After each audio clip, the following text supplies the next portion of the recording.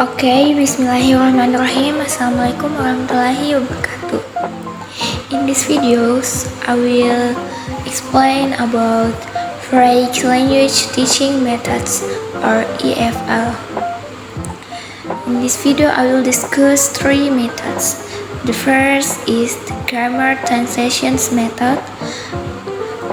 The second is direct methods. And the third or last is the audiolingual methods. Okay, the first discussion is the grammatical translation method. There are two names that are often considered to be the originators of this method. The first is Johann Valentin Meisinger and the second is Karl Plutz. And for a general definition or explanation of this method, perhaps we can refer to the explanation from Richard, Brown, and Roger. The first is that Brown more or less say that the grammatical translation method is a method that focuses on grammatical rules and in which there are lots of vocabulary, memorization, and text translation activities, and the exercises are usually written exercises according to Brown. Then if we look at Richard and Roger's opinion here, they say that this grammatical translation method is one way of learning a language which begins by first studying the language in detail about its grammatical rules and followed by applying that knowledge to translation sentence and text into the student's first language so that student know what the meaning of the text using that language is more or less what Richard and Roger's conveyed.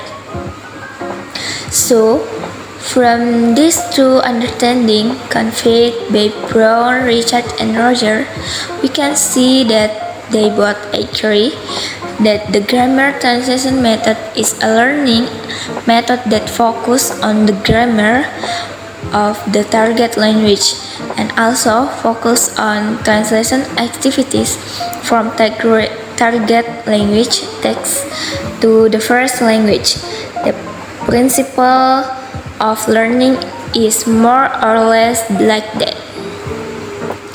If we look at the characteristics of these grammar translation methods, we can see that when using this method, the language used in the learning process, or it could be said that the language of instruction uses the first language of learning, or at least use a language that is understood by the learner.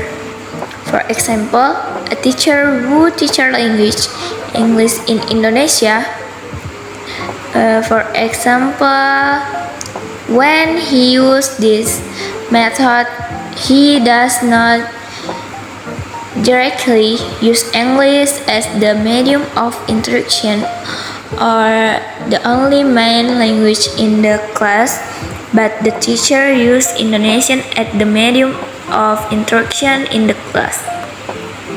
Okay, we will move on the next methods, namely the direct methods. Direct methods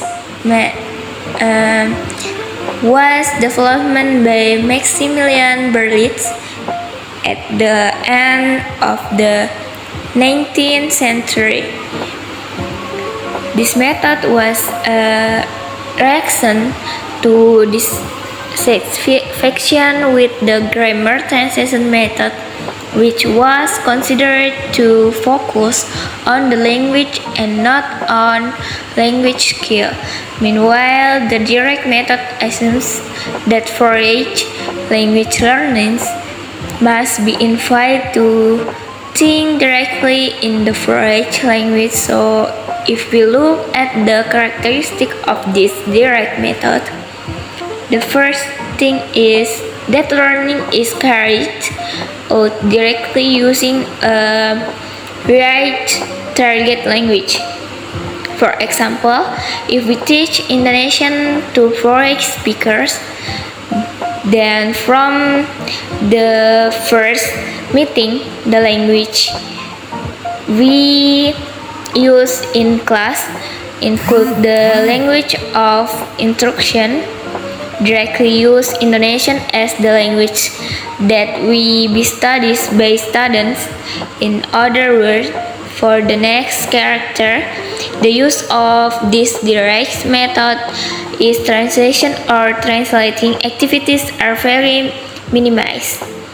In the next learning activity for learning, the third characteristic for using this direct method is learning oral or speaking and listening skill as the first activities or initial activities carried out in the class, which is different from the grammar translation method, where it is often started by reading the text. Then, in the same class, using this direct method, the first activities usually start with listening and the speaking. Practicing speaking is a very large portion of the activity in class that use direct method. Well, we come to the last method or the third method, namely the audiolingual method. This audiolingual method was first introduced by American linguists in the 1915.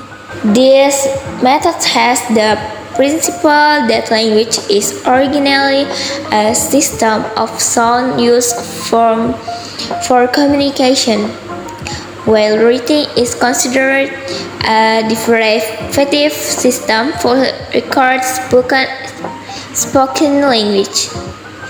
This method assumes that learning a language must begin with the activity of first listening to the target language or the sound of the language. Brain studies later imitate and use brain nerves. Some experts also agree that foreign language learning is basically a process of forming new habits in the form of getting used to using the new language, or in this case, the target language.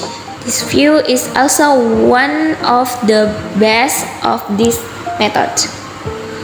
Richard and Roger have also said that learning a foreign language is basically a mechanical process of habit formation, and good habits are formed by giving the right response.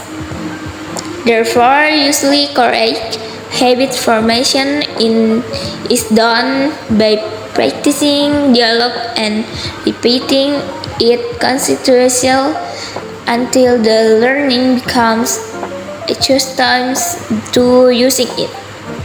This is also in the line with what Lenson Freeman said, that the more efficient the storage, the habits will be formed, so that language acquisition will be achieved more quickly. Okay, maybe this is all I can say, and of course, there are not only 3 foreign language learning methods, there are many others.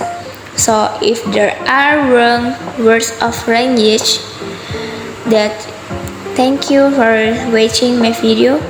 Assalamualaikum warahmatullahi wabarakatuh.